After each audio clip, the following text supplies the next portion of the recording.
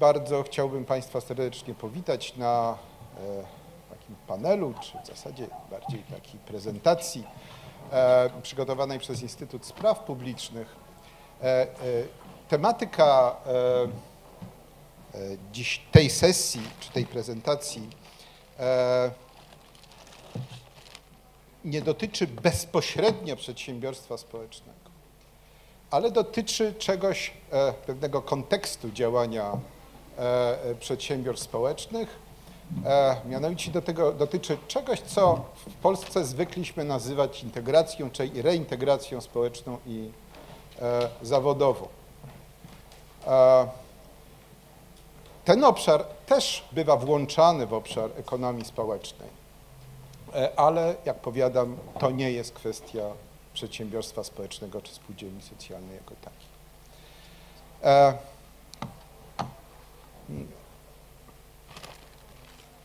To, co chcemy dziś Państwu zaproponować i chcemy Państwa zaprosić też do dyskusji, wydaje mi się, jest bardzo interesujące. Mianowicie udało nam się zaprosić na dzisiejsze spotkania Amilcara Moreirę, który pracuje na Uniwersytecie w Lizbonie, ale przez wiele lat pracował w różnych krajach europejskich i bez wątpienia jest jednym z czołowych, czy należy do grupy takich najważniejszych ekspertów europejskich, zajmujących się problematyką, no właśnie, reintegracji społecznej i zawodowej, która w innych krajach bywa określana jako workfare albo bywa określana jako activation services, czy taka polityka aktywizacji.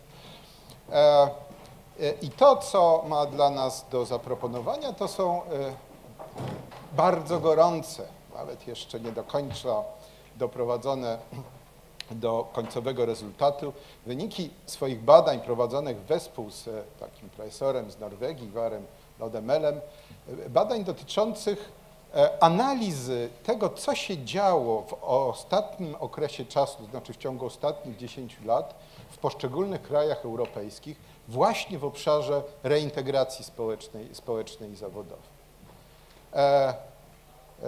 Na tym tle także Amilcar jakby spróbuje pokazać jego sposób postrzegania tego, co mamy w Polsce, tych rozwiązań,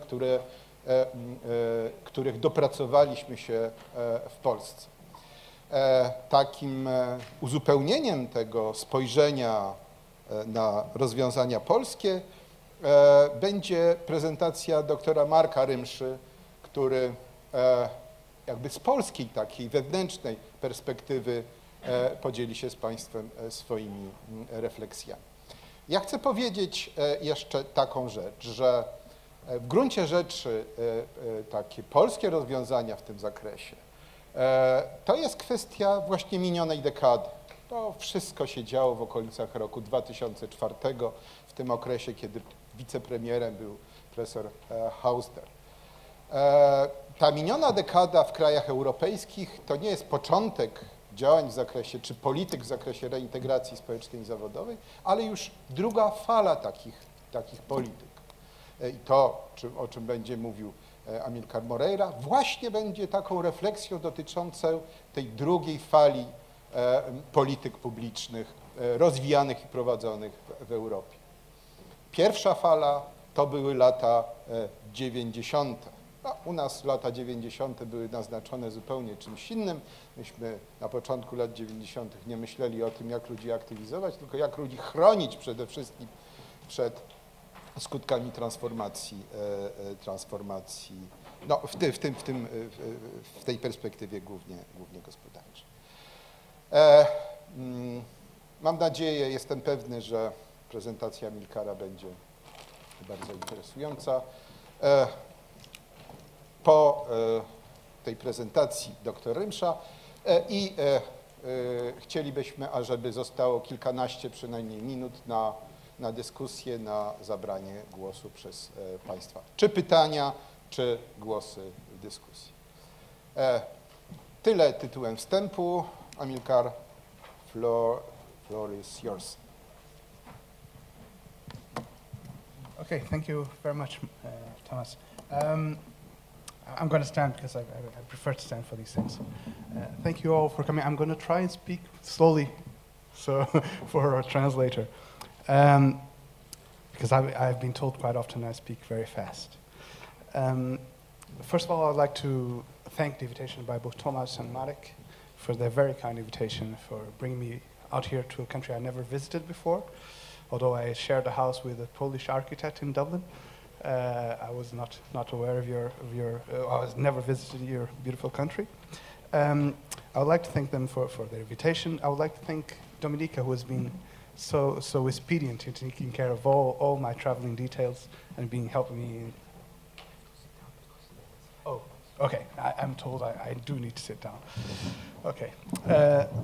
So thank you, Dominika. Thank you also to the translator for being so kind to translate my words into your native language. I would also like to apologize for the fact that my colleague Ivar Lodemel is not able to be present here. He was intended to be here, but due to health reasons, he couldn't join us, and he sends his apologies. Now, as Tomasz mentioned, I'm going to try and keep this to 35, 40 minutes, so you don't get too bored. As Tomasz mentioned, what I was asked to do by the Institute of Public Affairs in Warsaw was to reflect on developments in in Poland with regards to the activation of people on social assistance, in light of the findings of a project that Ivar and I have coordinated for the past 2 years on activation reforms, both in Europe and in the US. In this particular presentation, I'm just going to talk about Europe, because I think it's more relevant for your case. I think we all acknowledge that, first of all, Poland was very lucky to escape the troublesome times that some of us, namely those in my country, are experiencing in the past 4 years. But the issue of activations due to this crisis has come back to the top of the agenda. I don't particularly follow Polish debates. I don't know if that applies here too, but at the European level, there's a renowned interest on activation after a period of very active research in this area in the early 2000s, and then people started forgetting about this and caring about aging issues, and now because of the unemployment growth, activation is back on the map again. So the objective of the paper is, as I said, to reflect on developments in Poland by reference to what we were able to observe as the key trends in activation reforms in Europe. Just to clarify, we're talking about activation of people on minimum income benefits, so schemes that provide a financial safety net to people whose income is below a national minimum. Is it okay? And by activation, we mean the policy of structuring benefit rules and services in order to assist benefit recipients back into the labor market. So the presentation will go as follows. We will start by identifying two, as Tomasz mentioned in his presentation, that we can observe 2 waves of activation reforms in Europe in the past 20 years.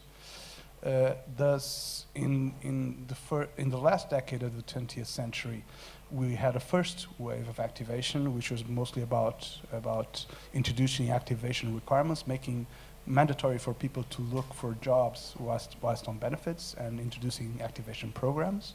And then a second wave, which was about, again, strengthening the importance of work in defining benefit rules and services, and in improving the quality of the delivery of services. After that, I'm going to try and sketch a map of the current landscape of activation in Europe, which is the results from this decade of reforms. Okay. Based on that, then I'm going to try and look at the governance of activation of social assistance recipients in Poland, and discuss some key challenges that, from the literature I've read, which was very limited because I unfortunately don't read Polish, But the challenge that we seem to have found for the Polish case, and based on the lessons that we've learned of what is happening in Europe, try to identify possible paths of reform. Now, starting from the beginning, as I mentioned, we can identify two waves of reforms in activation in the past 20 years. The first, coinciding with the last decade of the 20th century, which brought the introduction of activation requirements. So basically making the entitlement to a minimum income benefit to social assistance dependent on the recipient looking or accepting jobs or training if offered. Parallel to that, in some countries there were activation programs created, so programs that were specifically designed to help people in becoming more employable and to assist them back into the labor market. Now, that set of reforms was not totally successful. It had some impact, but the results that from a lot of policymakers was that although there were changes in legislation, these didn't really reproduce in terms of results in reality in getting people back into the labor market, partly because there were problems with the infrastructure, the operational infrastructure of delivering services to this kind of benefit recipients. And parallel to that, there's a continuing debate still going on in Europe about how benefits should really depend on people being available to look for jobs and to accept jobs if offered. So the two key trends are, as I mentioned before, first of all, a strengthening of the importance of work in structuring the activation policies for these types of publics, benefit recipients. You can see that in different ways. One way is that some countries decided actually to restructure the way they provide minimum income benefits by reference to people's availability to work or ability to work. The best case for this is reforms in 2005 in Germany, where social assistance recipients that were able to work more than 3 hours or considered as being able to work more than 3 hours per week were moved from general social assistance into a new unemployment assistance scheme. Thus, rather than being treated as poor, which is what social assistance does, it deals with the poor, they are dealt with as unemployed, as another group of unemployed. And that, as we will show later on, has impacts in the way they are treated. A second way is actually to redefine the terms of what is called the activation requirements. So the rules that are imposed on beneficiaries. So what is being asked of them to do if they are on benefits. A good example of this is what happened in Germany in 2009 with the replacement of the RMI with the RSA. In the RMI, in the previous program, this was a landmark program in activation in Europe. The obligation to look for a job was seen as part of a broader process of not just bringing someone into the labor market, but of returning someone to society. So the social insertion, social inclusion of the recipient. So the obligation to look for work was on par, at the same level as the obligation to go to school, as the obligation of going to the hospital to take care of some kind of disease, or if you're a drug addict, to go into some kind of rehabilitation center. So the obligation to work was not a primary obligation, as in other countries. With the new scheme, basically what they've done is create a hierarchy of obligations. So the first obligation that anybody on minimum income, on social assistance has, is to look for a job. All those that are considered not ready for work then are giving a broader kind of activation, which is very much in line with the previous model. But now there's a complete change of priorities. Now the priority is to get as much people into the labor market as possible. Another way of looking at the strengthening of the importance of work is actually how you define, in certain countries, people are allowed to refuse certain types of job that don't match their skills or their previous pay. Now, if you restrict the conditions that are the reasons that people have for refusing a job offer, then they'll be forced to take any type of job that is offered to them. And what you see in certain countries, both in France and in the Czech Republic, that happened too, was that the reasons why you could refuse a job that was seen by you as not really being adequate to your conditions are being somewhat either eliminated or tightened. A fourth trend is the introduction and the strengthening of what is called financial incentives. So it's to use financial incentives to move people back into work. And this is done in two ways, depending on the countries. In certain countries, the option is to increase the income that you actually get when you move into the labor market. In certain cases, there's this literature that suggests that in certain cases, people would actually earn less being in work than being on benefits. So there's efforts of creating what is called in-work benefits to increase the available money, the disposable money, when you actually make the transition. That's what we in our project call a positive incentive approach. In other countries, the option is the opposite. It's actually to lower the level of benefits to make it less attractive to be on benefits. So it's not the money that being on work that increases, is the money of you being on benefit that increases. That's a negative approach. And you find that typically in Denmark, where after 6 months, there's a ceiling on the amount of benefits that a family can have. Now, the second trend that we were able to identify, the second trend is the restructuring of the delivery of services in line with what is called new public management thinking. New public management dates back to the late 1970s, 1980s. I'm not going to go into a full discussion of what new public management is, which is because it's a very, very difficult thing to actually to circumscribe. But what these reforms that we were able to observe in the past 10 years reflect also a development in what is called the new public management school. So old style new public management was about outsourcing services or privatizing services. It was about decentralization. That's something that I think was very dear to the Polish state with the transition to democracy. It was a lot about customer focus, about adjusting services to the needs of clients. It was a lot about the use of single-purpose, very specialized agencies for the delivery of services. Now, all these things, some things worked, some didn't, but they failed to provide the results that people were expecting.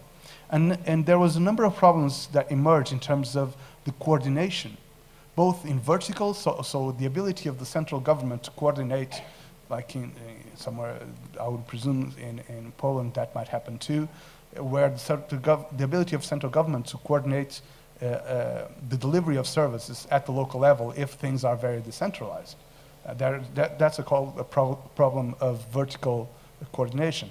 But there's also problems of horizontal coordination. For instance, and we'll see it later on here, coordination between agencies working pretty much at the same level, namely at the local level, where you can see that type of problems. So there's this post-new public management that tries to deal with this kind of problems. And they try to bring in new ideas such as to improve vertical coordination. They bring in kind of financial incentives from central government to try and micromanage local developments at the local level. But there are also attempts to improve coordination at the horizontal level by the introduction of one-stop shops or the integration of services. So these two trends can be really visible as we look at how services are reforms in the delivery of services. For instance, one very typical is the outsourcing of the delivery of employment services. So probably the most extreme case was the SUI Act in the Netherlands in 2002, which made it absolutely mandatory for all services to be bought from private providers. So eliminating completely the role of public employment services in the activation of people on social assistance, which was quite extreme. It was so extreme that it was reversed 2 or 3 years after, because obviously it didn't work. There was not enough offer. The quality of the offer wasn't sufficient. So there was that particular measure was eliminated afterwards. There's a strengthening of customer focus. And you can see that by countries adopting what is called individual action plans. It's kind of what you have here as the social contracts, where people sign a plan where it says what they have to do and what the agencies have to put to offer him for him to get back into work or something like that, or to get socially included.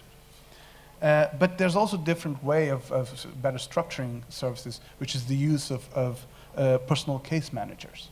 Now because that's an intensive, rich activity, a form of delivering services, that is not very common. There's only one, we could only register one case where that happened, which was in France, where people on minimum income benefits were offered the possibility of having what they call monthly personalized services, which basically means that after 3 months on the register, on the public employment services register, you are entitled to a personal case manager that you are supposed to see every month. You also see reforms that are more in line with what is called post-new public management thinking, which are mostly attempts at improving the coordination of the delivery of services at the local level. And here we see 2 types of reforms happening. One is, as it happened in the Netherlands, was the creation of one-stop shops. So basically these are, you put services from different agencies in one single office, so that even if people are not forced to work together, they are close enough to exchange ideas and exchange practices. And if it facilitates the circulation of information. The other option, which was taken in Germany with the creation of the ARGE consortium, is the integration of services at the local level. So these ARGE consortium are consortium jointly managed by the public employment services and local authorities, which provide both benefit administration services and activation services to people on social assistance. But there are still issues about the coordination within these consortiums. Another option, I didn't put in my presentation, was also what was done in Norway, where they created this pretty much very similar model, where within the local authority there's the NAV office, which combines both the public employment services and the local authority's social assistance services. Now, as I mentioned, these reforms obviously changed the landscape of activation in Europe. No, it's the following Monday. Yeah. They've changed the landscape of activation. So the purpose of our study was actually to try and map what these changes were.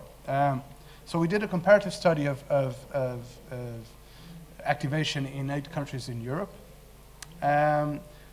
where we looked at different countries representing different models of welfare provision and different models of minimum income provision, so we could get enough variation. Because as we will show you later on, the way the structure of minimum income protection is structured has an impact in the type of activation model that is adopted.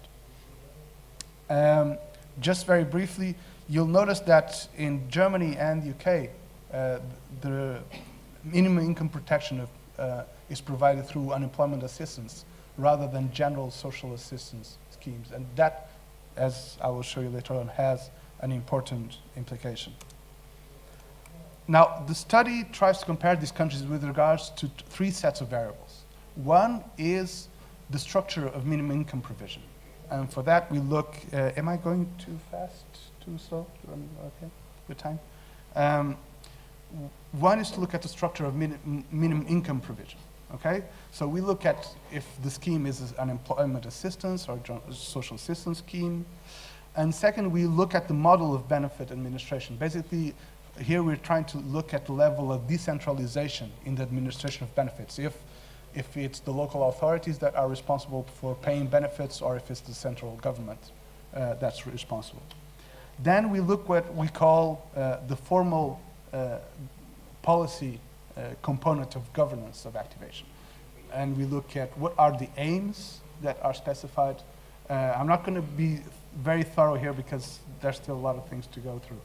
The strength of sanctions that are imposed on recipients, the importance given to training and education, and the approach used with financial services, if they adopt positive incentives or negative incentives, or a more comprehensive approach involving the two types of incentives. We also looked at the operational policy, so how services are structured. And there we look at three issues. One is how integrated benefit administration and activation services are. What is the mode of involvement of private providers? And what is the customer focus, level of customer focus in the provision of services. Now, this is probably more interesting for a more academic audience, and I'm told that here is more NGO kind of and policymakers kind of audience, but I'll go and say it anyway. This is quite interesting what this exercise revealed. Like previously, especially during the early 2000s, the issue of sanctions was considered to be one of the most important and contentious issues in the debate about activation, whether you should use sanctions or not, and how we could map countries in terms of the strength of the sanctions that they were using. What our study suggests is that if you include variables related to the way the services are structured, that the issue of sanctions becomes almost irrelevant for differentiating between models of activation. That doesn't mean that sanctions aren't important in the implementation of the schemes, but in terms of mapping different models of activation, our analysis, and this is used cluster analysis, so it's definitely not forced on, this was a surprise for me. I thought sanctions, because I did a similar exercise 2 years ago for my own book, and sanctions was one of the key issues in showing differences between countries, and now it doesn't seem to be that important. But anyway, so what we get is quite a lot of diversity, first of all. We get 5 different models of activation in 8 countries, which is quite a lot. I was expecting to get a smaller number of schemes. And as I mentioned before, a key part in structuring different models of activation is actually the way the structure of minimum income protection is done, is organized. So the first 2 schemes we get there, first 2 clusters we get, are basically refer to the specificity of the way the right to minimum income is structured in those countries. So for instance, the first cluster refers to Germany and UK, which, as we've seen before, are countries where the right to minimum income is provided through an employment assistance scheme, not general systems. That reflects on the objectives. So basically, the aim is not about integrating people in society. The aim is just to get them back into the labor market because they're just treated as unemployed. Okay? And both of them, because they're unemployment benefits, unemployment assistance schemes, they both have a very centralized mode of administering benefits. So to get people back into work, they provide some support with training and education, but well below others. And they opt for a more positive incentive approach in terms of using financial incentives. And they tend to use private providers for getting people back into work. Now, the interesting thing about this is that in both cases there were attempts of integrating services. But the integration of services was in the UK, because it was both the services were already centralized. It was much easier to create one national agency that merged both employment services and benefit services. In Germany, because benefit administration was highly decentralized, and the local authorities were not willing to give up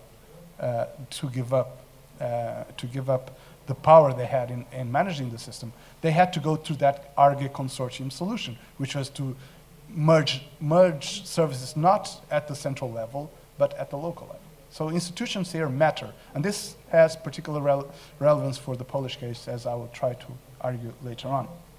Now, the other system where the structure of minimum income protection is highly influential in determining the model of activation is in Norway.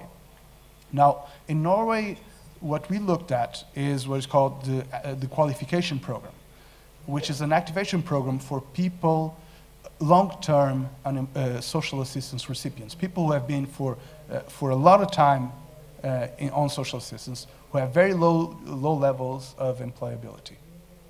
Now that conditions the way, what are the objectives? The objective is not to get people back to work immediately, because basically they don't have the job skills to get back to work right now, but to improve their employability. Okay, so it's the Norwegian case is a very specific one, because they have tried to move into this new model of activation, because the previous model was very work-oriented. It's like people just, if you need, we just want you to go into a job.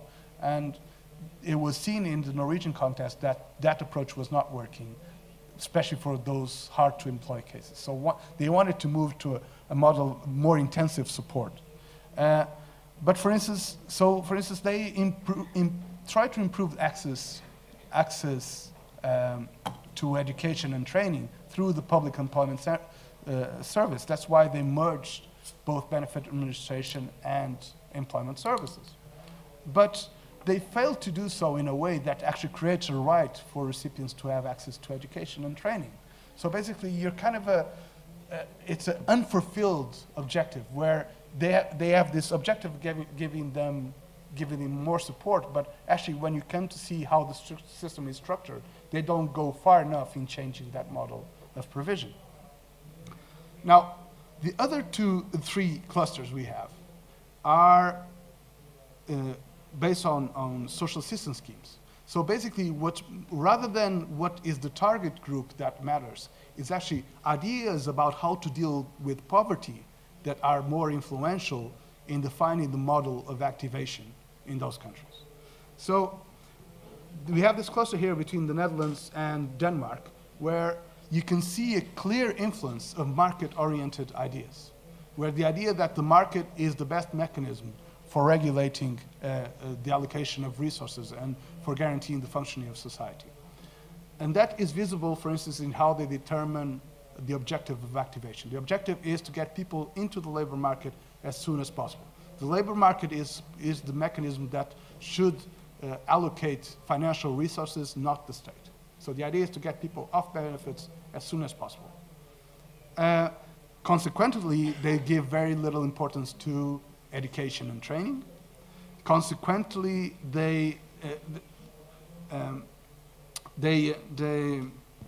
not consequently, also that the influence of market-based ideas, oriented ideas, is also visible in the way they structure the services. So it's getting people into the labor market through market-based mechanisms, namely an intensive use of private providers in the delivery of services.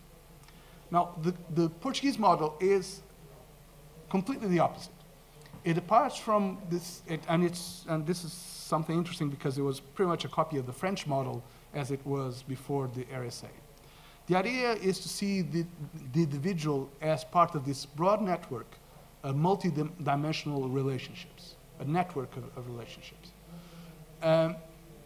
And if you think of that, then the activation is part of a broad process of recovering all these various dimensions of a person's life, not just of getting them back into work. So the idea is about social insertions or social inclusion if you're an Anglo-Saxonic. In that sense, for instance, there's much more attention given to education and the obligation to provide education, to create an offer of education, because the idea is to get people to fully integrate in society, not just to get back to work, but and you have there's other obligations, the obligation of attending the healthcare system if you have a health problem, the obligation to improve your housing situation if your housing situation is a problem in your social integration. Now, that kind of sociological view of society as a network is also reflected in the way they structure the delivery of services. So the system is mostly organized around a semi-decentralized structure, which is based on what is called local support commissions. Now, these commissions are expected to coordinate all the actors involved in the activation of social assistance recipients. So this is Department of Employment, Department of Education, Department of Health, local NGOs, local councils, trade unions. Everybody has a seat in these local support commissions, so they can help to coordinate and devise strategies and collaborate in creating all the services that these people are supposed to need to create that, to return into society. So a very different model from what you can find in Netherlands or Denmark. Now, we have a final model, which for me, we're still trying to work this out. So there's no catchy names to these clusters, unfortunately. And we're trying to figure out what is specific about the French and the Czech case, because they don't have the same structure they're both social assistance schemes, but they have fairly different ways of benefit administration. They are focused on work, but on what we call a sustainable transition to work. So people are asked to go to work, but they are given some leverage to choose the jobs they want to do, because that is seen as helping them in a more sustainable transition to the labor market. So rather than sending people to any job which they might have to abandon 2 or 3 months afterwards because it's not really for them, they say, no, actually you need to choose the job that you're going to do, so actually you don't come back to benefits within 6 months or something like that. They provide a lot of education support, but the most specific characteristic of this cluster is actually how they combine both positive and negative financial incentives. So in France, they've devised 2 levels of benefits. So a lower level of benefit for people who are considered not employable, and a higher level of benefit for people who are considered as active. In the Czech Republic, they did pretty much the same. Actually, they did it before the French did, by creating a minimum, a living minimum and a minimum existence, which is 2/3 of the living minimum for people who were considered as not active or refusing to engage into activity. They've changed the law in 2008 so that after 6 months on social assistance, you only get the existence minimum. So it's so you have 6 months, and then after that you get really low benefit. Now they try to compensate those negative incentives with some positive incentives. In the Czech Republic, you have what is called income disregard. So for instance, if you move into work, a part of the income you get from work will not be taken in how your means test is done. So a part of that income is not subtracted to your benefit. In France, they've introduced a tax credit. So basically, it's something similar, but that works from the side of the finance ministry. So the finance ministry sees, okay, you're receiving a wage that is below a certain level, we will top up that wage with a special benefit from the finance ministry. It's something that being quite, it's started in the US, it's now moving into Europe. Okay, so these are the results that we get. Now I'm gonna pretend that I'm a consultant and do what consultants do. First, because we're gonna talk about Poland now. First of all, I'm gonna talk about something pretending that I know a lot about something I don't really know. And second, I will probably tell you things that you already know. So I'll try and be a consultant like that. So what we agreed with Tomasz and Marek was to look at the activation of people on transitional benefits, because that's the closest thing that you have to a minimum income scheme for employable people, for workable people. And for what I've read is most of the beneficiaries in transitional benefits are there because of unemployment-related issues. At least that's what's in the literature. So don't blame it on me if it's not right. Now, we will try and look at the same issues that we looked for our own study. So first, let's look at the model of benefit administration. Now, this pretty much reflects the structure of the Polish state, which is highly decentralized, with 3 levels of local authorities, which for me was really surprising when I saw that. And I'm still wonder how you guys managed to get public policy done with 3 levels of local authorities. We can't. Yeah, that's what I thought. So basically, central government defines the broad legislation and defines the level of minimum income benefits, but it's up to local authorities to implement the scheme on the ground, to the gmines, right? Or gmines, yes. And they're also expected to fund the scheme. That's something that I was discussing with Thomas, because for what I read, they are supposed to use their own resources, but their own resources come mostly from the state, right?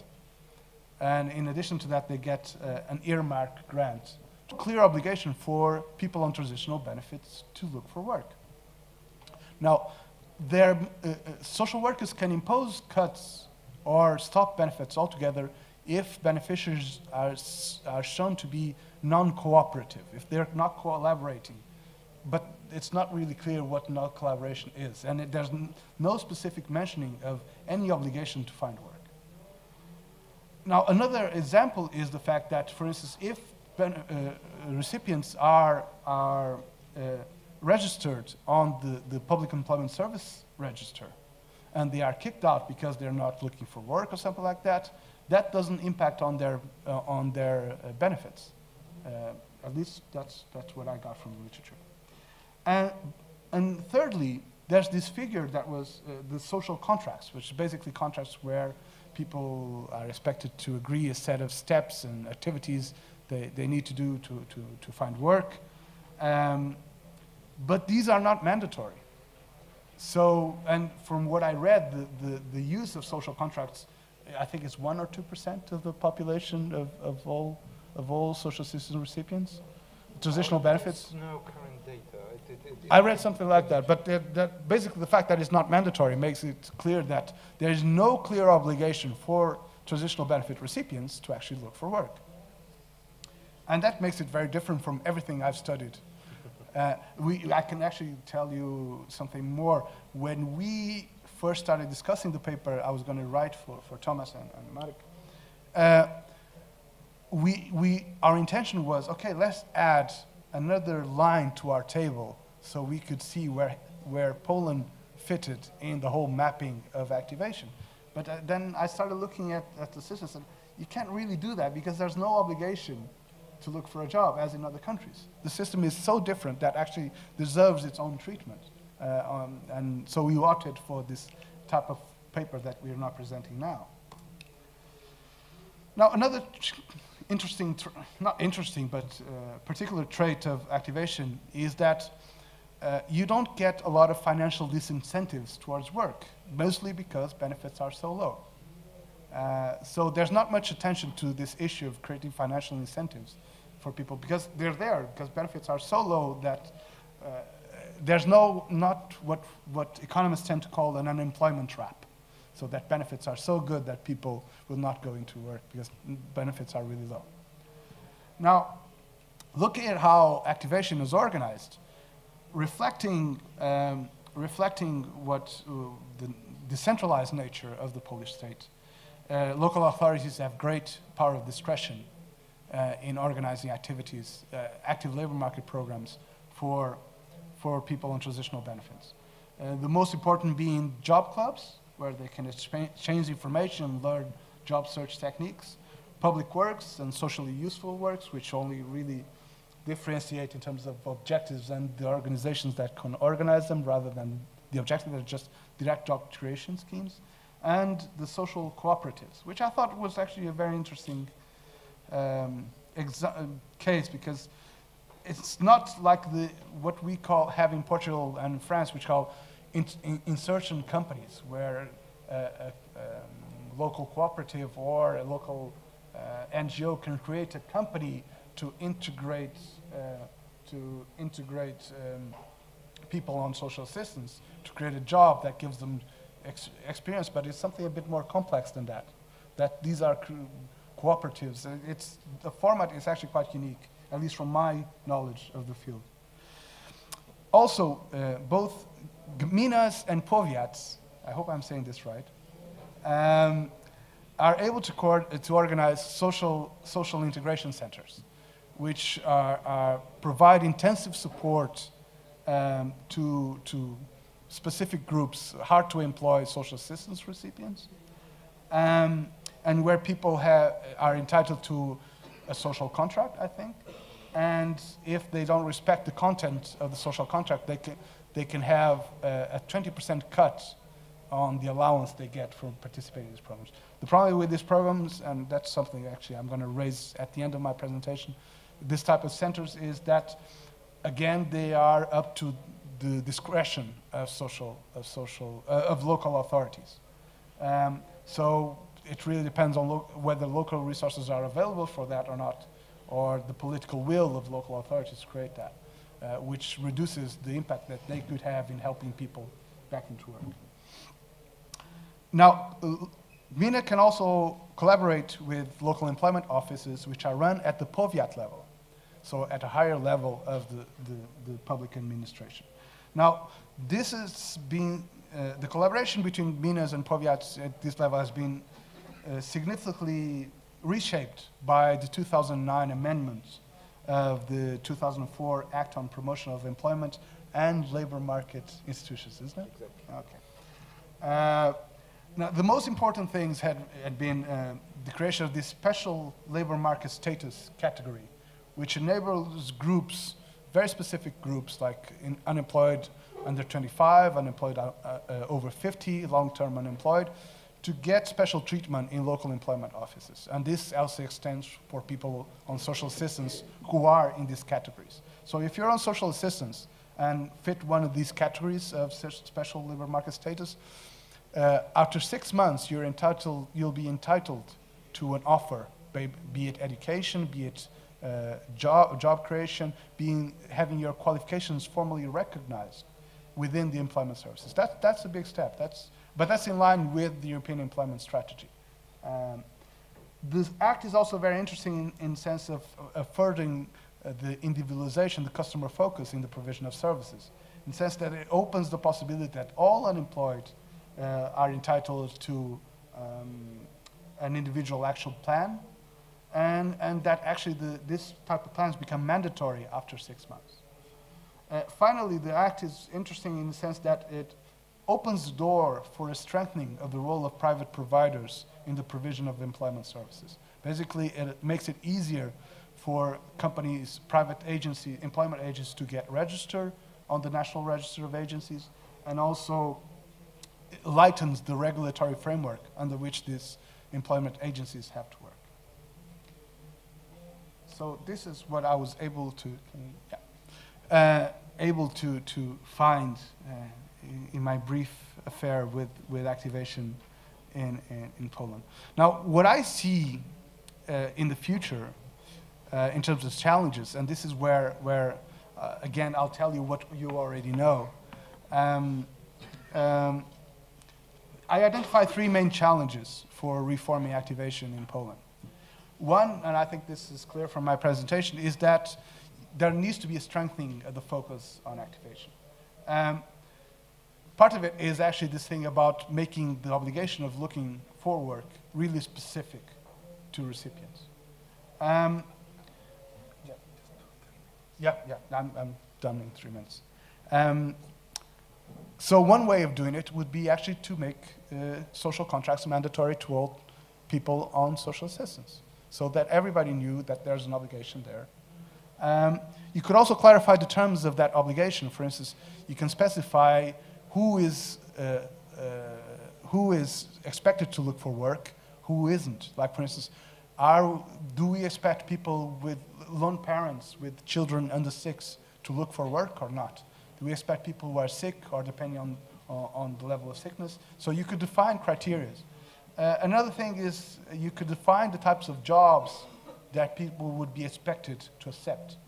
For instance, you already have that in the unemployment benefit legislation, a definition of what is called suitable employment. So you could create something like that for people on social assistance. Probably with a lower level, probably something broader, because people on social assistance aren't as employable as people on unemployment benefits. Another thing, also, I didn't mention this in the presentation I sent Tomasz, but you should also look at the issue of sanctioning. You obviously don't have clear sanctioning rules now.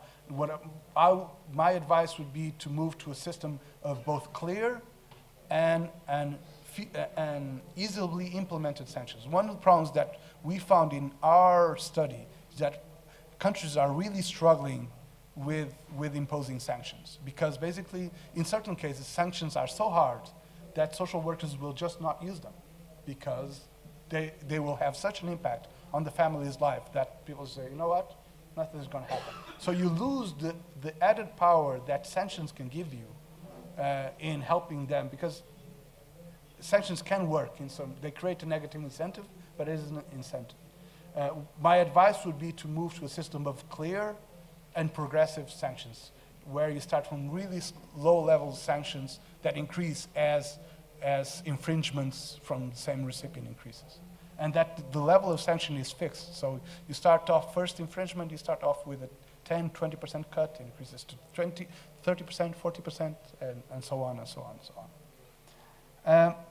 on. Another thing is that, from what I read, that the level of investment in active labor market programs is very low compared to European standards. So there needs to be more investment in that type of programs.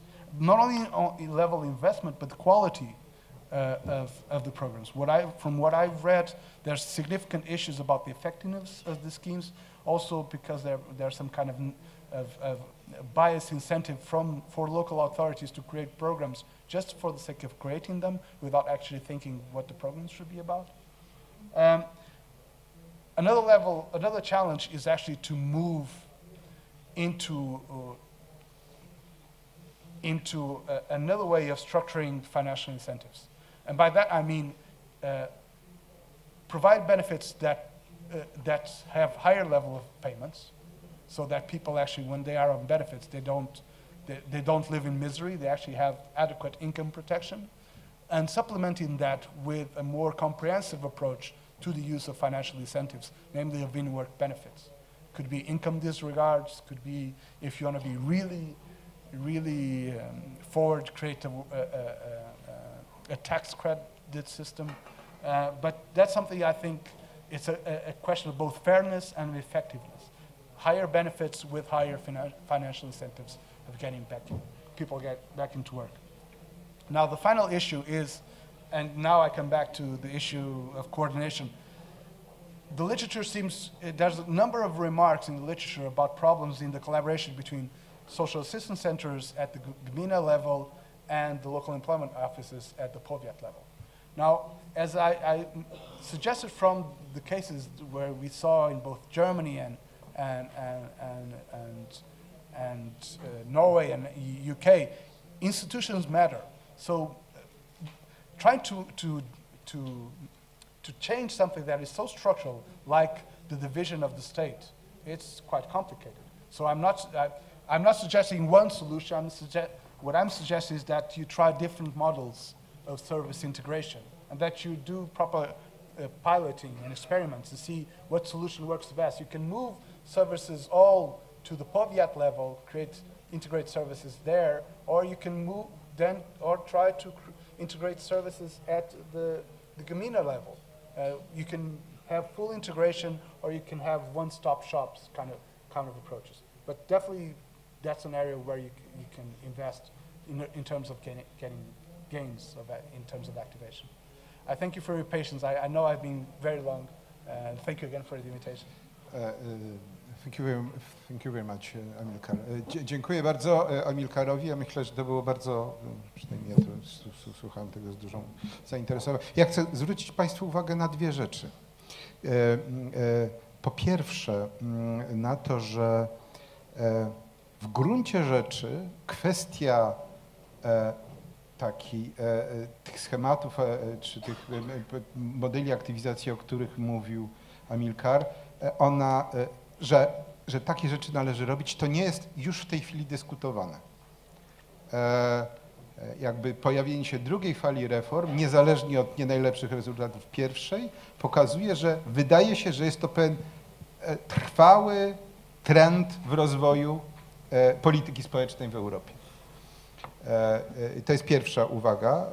A druga uwaga jest taka, że wszystko wskazuje na to, że to jaka formuła aktywizacji w danym kraju funkcjonuje, czy jest wprowadzana, zależy od tego, jaki jest charakter tych wyjściowych zasiłków. Tak? A więc jakby od natury zasiłków celowych i okresowych, które mamy w Polsce, zasad ich przyznawania, jakby w gruncie rzeczy należałoby wchodzić, budując ewentualnie dalsze kroki.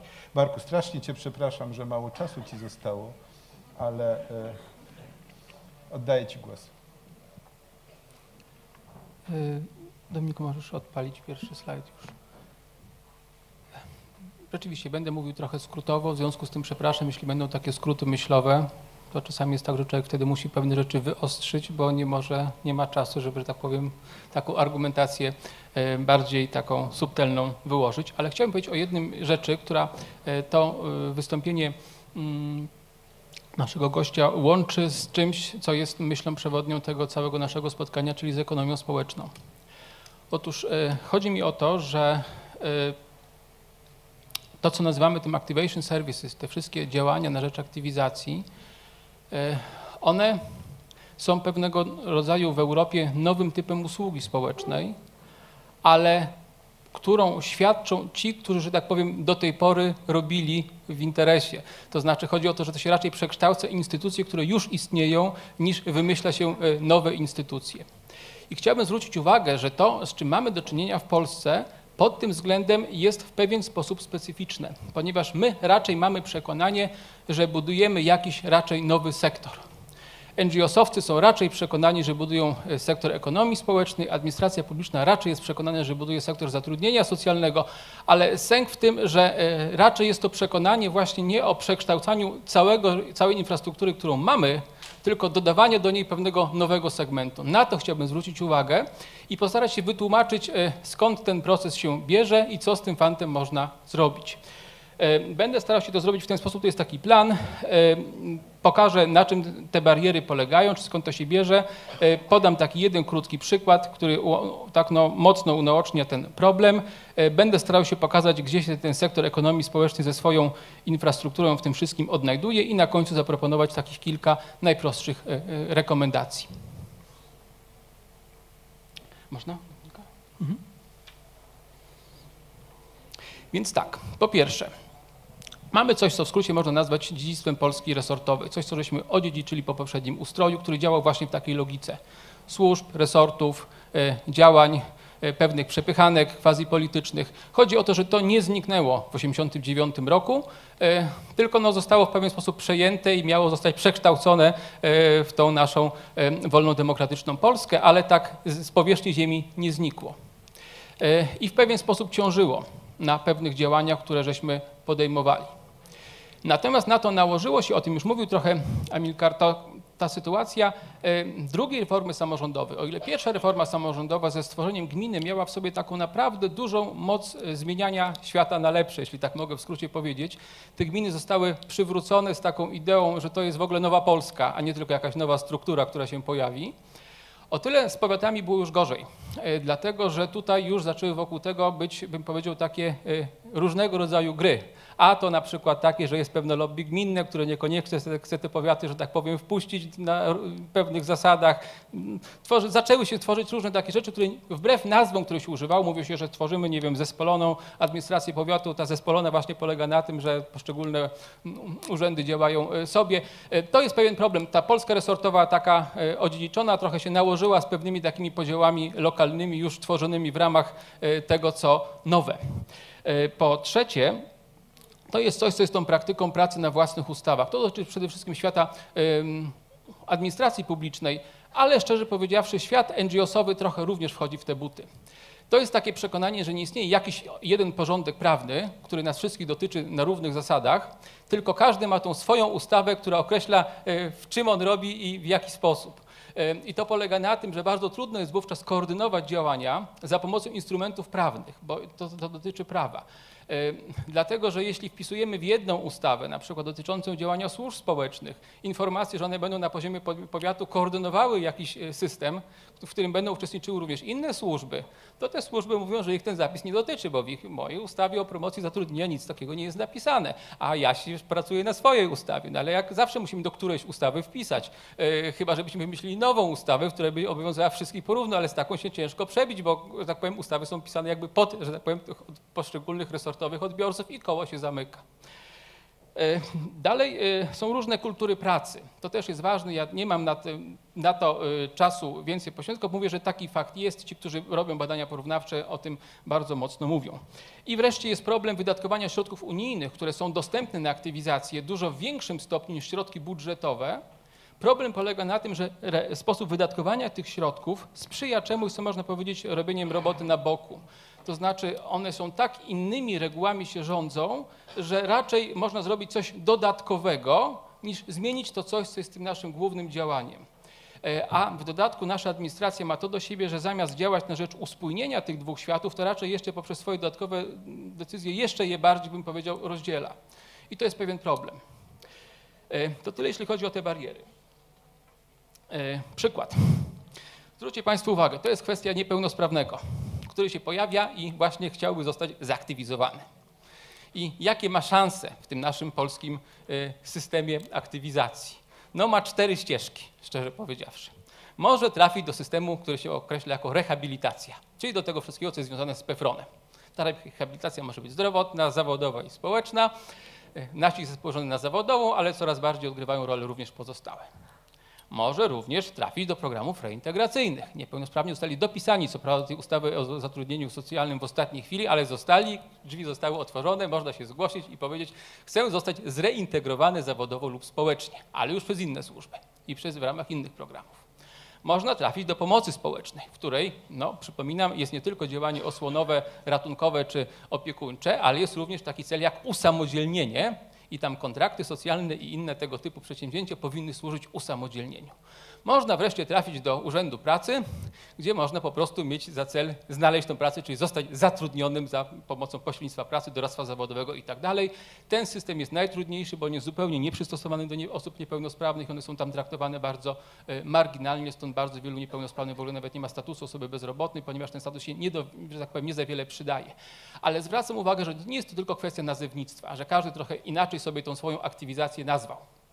Tak naprawdę każdy trochę inaczej działa, a przede wszystkim działa odrębnie od pozostałych. To się nie chce zszywać. I to jest taki przykład. Nie każdy ma aż 4 do wyboru ścieżki. Niepełnosprawny jest tutaj jako osoba w szczególnej sytuacji, ale każdy z nas, gdy się znalazłby tutaj i chciałby, to ma tych dróg, że tak powiem, więcej niż jedna i one naprawdę jak takie trajektorie sobie działają. Jeśli można, następny. I teraz nasz sektor ekonomii społecznej służy trochę jako taki poligon doświadczalny dla tej aktywizacji zawodowej w tym rysie, że tak powiem, reintegracyjnym. prawda? Przy takim napięciu między tym, co byśmy nazwali zatrudnieniem socjalnym, a tym, co byśmy powiedzieli przedsiębiorczością społeczną. Sektor pozarządowy ciąży do przedsiębiorczości społecznej, administracja bardziej do zatrudnienia socjalnego, czy do takich działań reintegrujących przedzatrudnieniowych.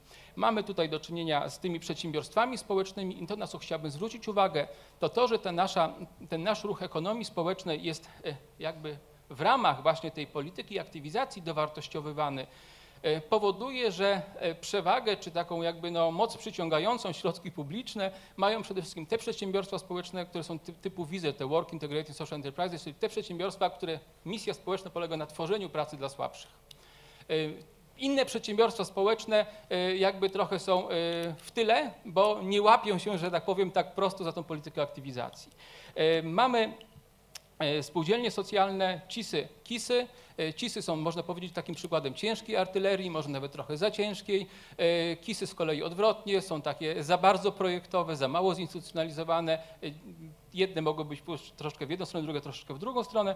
I wreszcie mamy taki przykład właśnie, coś co można określić taką kategorią rodzynka z tortu, ZAZ-y. ZAZ-y powstały zupełnie poza systemem, ZAZ-y są pefronowskie. Ale ci, którzy robią w reintegracji zawodowej i społecznej, lubią ZAZ-y, znaczy ZAZ-y im się podobają i mówią, ZAZ-y to jest część naszego systemu, jakby wyjmują sobie ten rodzynek stamtąd, mówią tam, ta cała reszta nie dostanie, w zakłady pracy ochronionej to nie, ale ZAZ-y u nas proszę bardzo mogą być. Ale to jest taki przykład reintegracji, znaczy integracji pozornej, bo tak naprawdę to ktoś sobie wybiera i mówi, że jest u mnie, a ktoś mówi, nie, to jest u mnie, ale tak naprawdę systemy się ze sobą nie integrują, tylko jest pewne otwarcie na pewien typ podmiotu, który się wszystkim podoba. I wreszcie warto o tym pamiętać, że takim nośnikiem innowacji w tym wszystkim naprawdę są organizacje pozarządowe, których rola jest większa niż by wynikało z ich potencjału ekonomicznego. Ekonomicznie są to podmioty słabe, ale jakby ten ktoś, kto tam, gdzie jest ten pomysł na to, co można faktycznie zrobić, jak to można, rodzi się raczej tutaj. Warto o tym potencjalnej organizacji powiedzieć. I ostatnia rzecz to są te propozycje, gdyby iść w tym kierunku, żeby jednak myśleć w kategoriach integracji tego, co mamy, w pewną taką mądry nurt aktywizujący, gdzie poszczególne przedsięwzięcia się jakoś względem siebie pozycjonują i jakoś jednak funkcjonalnie współpracują. Co można tutaj zrobić? Bo jak mówienie, że niech każdy z każdym współpracuje, to się kończy na niczym. Tak naprawdę trzeba zbudować realne, funkcjonalne i od czego ja bym zaczął. Więc po pierwsze, wydaje mi się, że nie sposób tych niepełnosprawnych utrzymywać w tym nurcie rehabilitacyjnym i reintegracyjnym, nie zauważając, że są to same osoby. Dla mnie nie ma wątpliwości, że po prostu te działania, które się określają jako chroniony rynek pracy i te, które się tak nie określają, a tak naprawdę służą temu samemu i w podobny sposób są prowadzone, nie powinny być, że tak powiem, działać w dwóch odrębnych światach. Po drugie, to o czym mówił mój przedmówca, czyli współpraca służb społecznych i służb zatrudnienia. Taka funkcjonalna, realna współpraca, ona się, można powiedzieć, odbywa przy okazji środków unijnych, projektowo i też nie najlepiej, a już poza tym nie ma jej właściwie w ogóle i to jest problem. Ponieważ była o tym mowa, nie będę przedłużał. Trzecia rzecz, to jest kwestia tej integracji wydatkowania środków z budżetu państwa i z funduszy unijnych. Już myślę w kategoriach tego nowego okresu programowania. Czasami mam wrażenie, że warto wydać mniej, a w sposób bardziej zintegrowany niż więcej, przerobić, że tak powiem, żeby się nie zmarnowało, ale w sposób, który nie daje trwałego efektu przekształcającego tą zasadniczą politykę. Tak mi się wydaje, że tu jest ten problem, który należałoby jakoś próbować rozwiązać. Po czwarte, to jest kwestia mądrego kojarzenia tego, co nazywamy reintegracją zawodową i tego, co nazywamy reintegracją społeczną.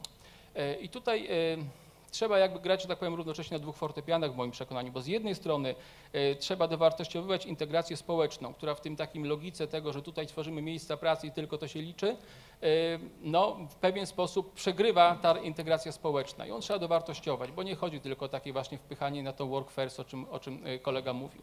Ale z drugiej strony trzeba dowartościowywać prawdziwą przedsiębiorczość społeczną, czyli tam, gdzie jest jakieś realne ryzyko ekonomiczne, gdzie to jest naprawdę gra na rynku, gdzie ten rynek jest prawdziwy, gdzie praca jest prawdziwa i wtedy reintegracja reintegracja jest prawdziwa, bo jeśli to wszystko jest udawane, to i ta reintegracja na końcu też jest produktem takim nieprawdziwym. I wreszcie to, co bym powiedział, odnosi się do przedsiębiorstw społecznych, to bym bardzo gorąco namawiał, żeby iść w kierunku takim właśnie otwierającym świadomie działalność tych przedsiębiorstw na usługi społeczne. Żeby nie myśleć tylko w kategoriach, że korzyścią społeczną są miejsca pracy stworzone dla jakiejś kategorii ludzi, ale korzyść społeczna dla społeczności. Co społeczność ma z tego przedsiębiorstwa? Bo tylko wtedy, kiedy ta społeczność coś realnego ma, ci ludzie naprawdę pracują.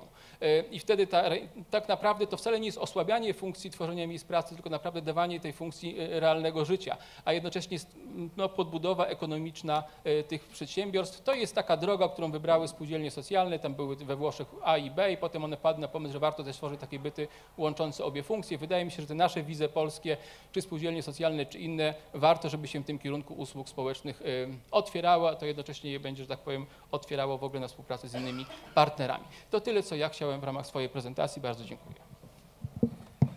Dziękuję bardzo. Nie wiem, czy możemy jeszcze 5 minut dodać na ewentualne pytania, głosy w dyskusji. Czy ktoś z Państwa chciałby zabrać głos?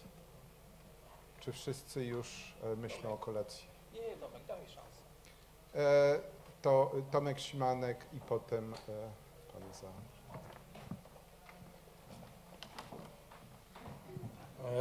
To ja tylko takie 3 refleksje, bo paradoksalnie to, co rzeczywiście prezentacja Amilcara obnażyła jakby bardzo wyraźnie tą autonomizację u nas instytucji rynku pracy, instytucji pomocy społecznej. To jest kwestia systemowa, rzeczywiście trudno to zmienić, ale moim zdaniem ja chcę podkreślić, że paradoksalnie to jest niedobre, ale to jest właśnie szansa na to, co Marku ty powiedziałeś, tak? Czyli szansa dla sektora non-profit, dla przedsiębiorczości społecznej, żeby rzeczywiście, bo tam można te elementy tak naprawdę łączyć, tak? Wejść w lukę. Dokładnie, wejść w lukę. Moim zdaniem podstawowy problem, bo ja bym już sobie nie zaprzątał, szczerze mówiąc, głowy teraz, jak doprowadzić do zmian systemowych, które umożliwią połączenie tych systemów, ale tak naprawdę moim zdaniem podstawowy problem to jest, jak rozsądnie wykorzystać pieniądze publiczne, które w obu systemach są, właśnie po to, żeby wspierać tego typu integracje w podmiotach, bym powiedział, pozarządowych i to jest szansa też moim zdaniem dla rozwoju przedsiębiorczości społecznej. Dziękuję bardzo. Tutaj pan jeszcze. Ja chciałem powiedzieć, że chyba ta ostatnia prezentacja odnosi się do tego konkursu, który ogłosił Centrum Rozwoju Zasobów Ludzkich. Znaczy ogłosił od 10 października, tam jest chyba do 5 grudnia.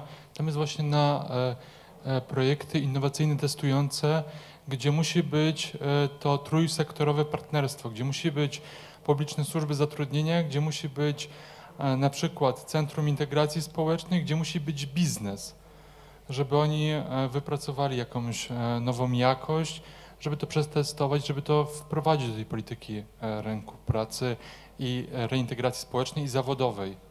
Dziękuję. Janusz Moszumański, Fundacja Przyszłość i Praca z Krakowa. Ja bym tutaj do naszego gościa z Portugalii miał takie pytanie. Pan zwrócił na taką bardzo ciekawą rzecz, mianowicie prywatyzacja usług. No z czym to się wiąże? To się wiąże z takim zjawiskiem, które profesor Ulrich Beck, to jest niemiecki wybitny socjolog społeczny, nazywa brazylianizacją pracy. On napisał taką ciekawą książkę Neue schöne Arbeitswelt, tłumacząc to na polski, to jest Nowy Wspaniały Świat Pracy. I on tam kreśli taki czarny scenariusz przyszłości pracy, mianowicie, że gdzieś w roku 2030 w Europie 80% ludzi będzie pracować po brazylijsku, czyli tak, albo na umowę cywilnoprawną, bez umowy o pracę, albo na czarno.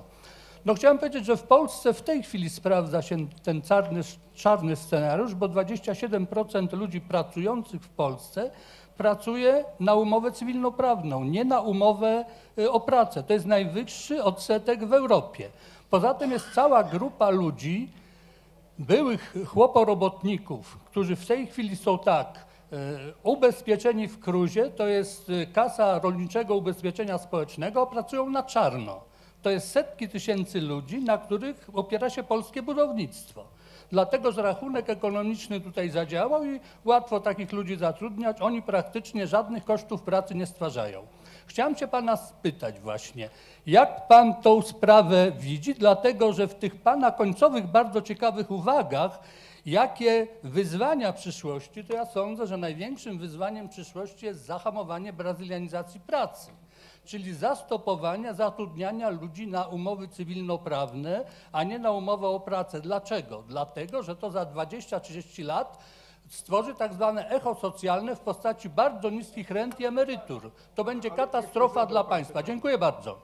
Czy ktoś z państwa jeszcze chciałby zabrać głos, ewentualnie zadać pytanie, bo musimy kończyć. Jeśli... Tomek, daj szansę. Tak? Coś chcesz? Tak? Stowarzyszenie Zbyszko Siewkowski. Mam pytanie odnośnie tutaj tego skrótu właśnie myślowego, ciężka artyleria, Centrum Integracji Społecznej. Co pan przez to rozumie i na czym polega to ulżenie jej, czy tam odciążenie?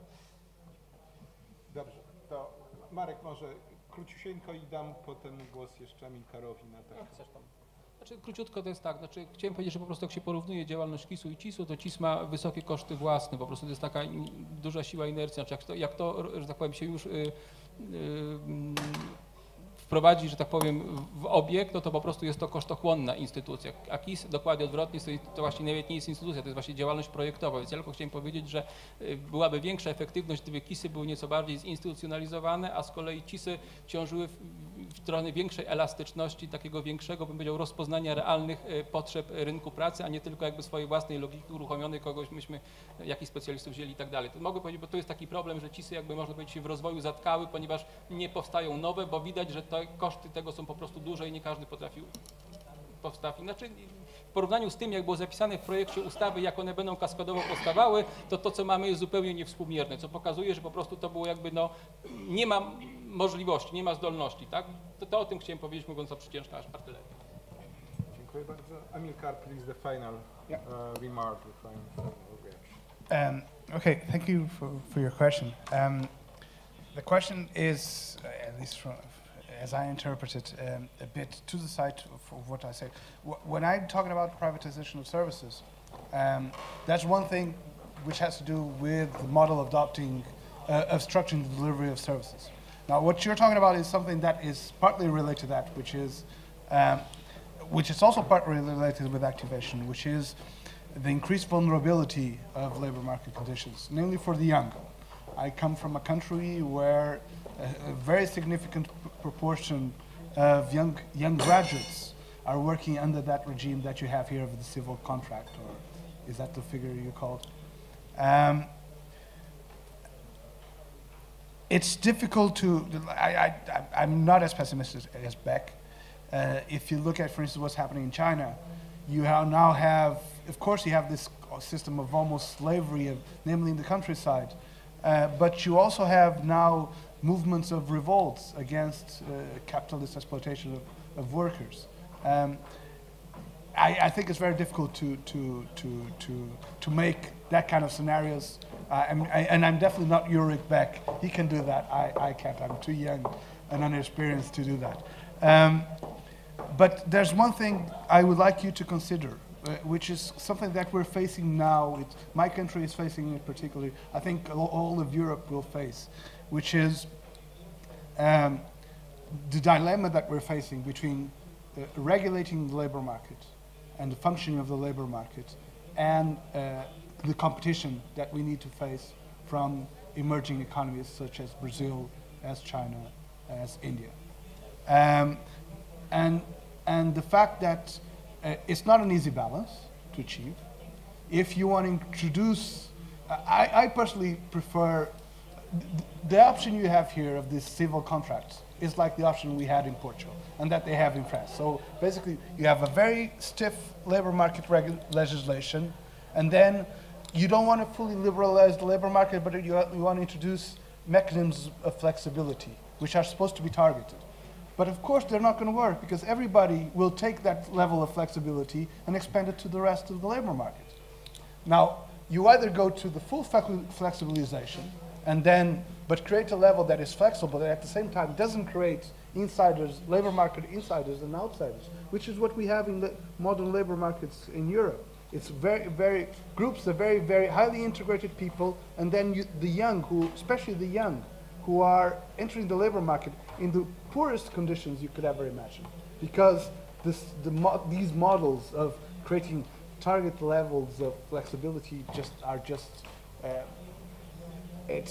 I can understand it politically, because it's very difficult to impose on trade unions to say, no, actually we probably need more flexible labor markets, but that create better conditions for younger people to integrate the labor market than having this kind of structured vulnerability as we have now.